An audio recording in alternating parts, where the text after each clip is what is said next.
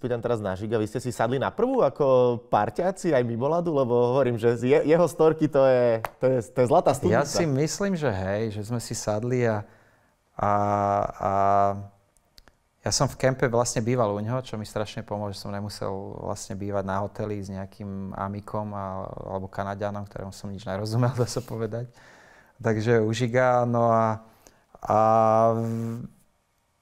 snažil som sa mu nejak ináč to vrátiť, čiže pomôcť, čo som ja vedel, čo som mal nejakú skúsenosť, tak, alebo čo, dá sa povedať, že on sa sústredil väčšinou na hokej, on nič neriešil, tak ja som aj za ňoho nejaké veci a také, takže som sa snažil tak mu to vrátiť, no a ale ako ľudsky sme si sadli a proste bol som ten typ, ktorý vlastne aj keď sa mu niečo nepáčilo, ja som mu povedal, ale akože 2 dní sa mnou nebavil niekedy, no ale potom to prijal a zobral a proste ostali sme kamoši doteraz, dá sa povedať.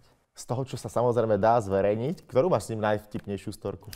Tých je strašne veľa. So Žigou, to je... Ja neviem, no to je, ktorú... Ja neviem, keď rozpráva o tej bomboniere, ne, tak to je šialené, tak ale... Nugatová. Ale poviem jednu, ktorá ešte nebola zverejnená vôbec. Poď. Do médií, ale je troška pikantná. Nevadí.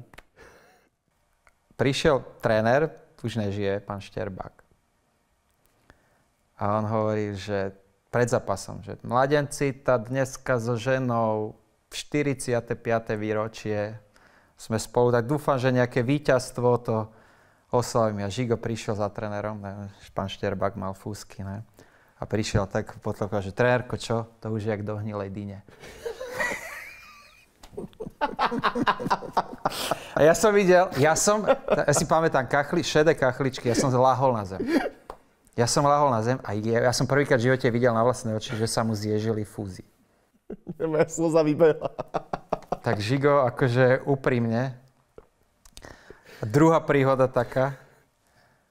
Vo Vancouveri tréner prišiel. Pán Fields, dúfam, že sa neurazí, ale je to srandou, ne? A hovorí, Žigo, ty keby si mal taký power, takú moc, že čo by si prvé spravil ako v slovenskom hokeji?